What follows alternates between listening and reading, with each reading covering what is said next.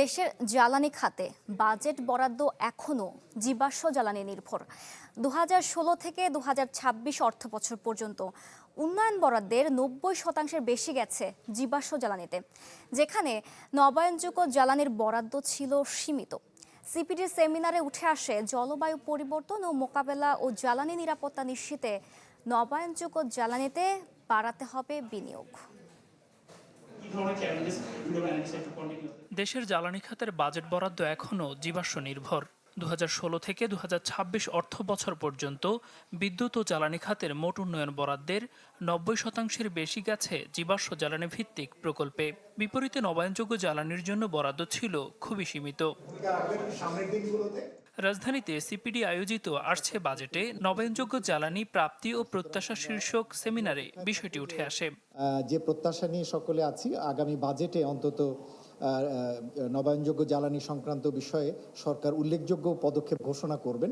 এ সময় শিল্প কারখানায় নবায়নযোগ্য জ্বালানি স্থাপনের নানা সীমাবদ্ধতার কথা তুলে ধরেন ব্যবসায়ী নেতা মোহাম্মদ হাতেম।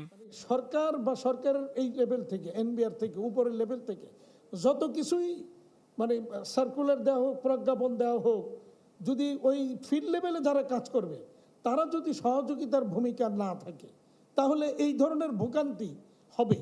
প্রধানমন্ত্রীর অর্থ ও পরিকল্পনা বিষয়ক উপদেষ্টা ডক্টর রাশেদ আল মাহমুদ তিতুমির বলেন, ক্যাপাসিটি চার্জের নামে বিদ্যুৎ ব্যবসায়ীদের কাছে জিম্মি সরকার। $1 ট্রিলিয়ন অর্থনীতিতে পৌঁছাতে জ্বালানি নীতিতে নবায়নযোগ্য জ্বালানি অগ্রাধিকার পাবে আসছে বাজেটে।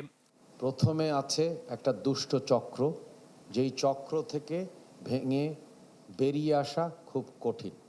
সোজা বাংলায় বললে যে পরিমাণ উৎপাদন সক্ষমতা এবং সেই উৎপাদন সক্ষমতাকে কাজে লাগানোর যে ব্যাপার, সেইখানে একটা বড় রকমের ফারাক আছে।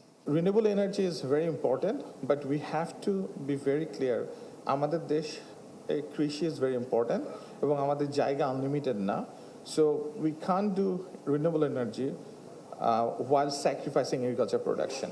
জলবায়ু পরিবর্তন মোকাবিলা ও দীর্ঘমেয়াদী জ্বালানি নিরাপত্তা নিশ্চিতে নবায়নযোগ্য জ্বালানিতে বিনিয়োগ বাড়ানোর তাগিদ দেন বক্তারা।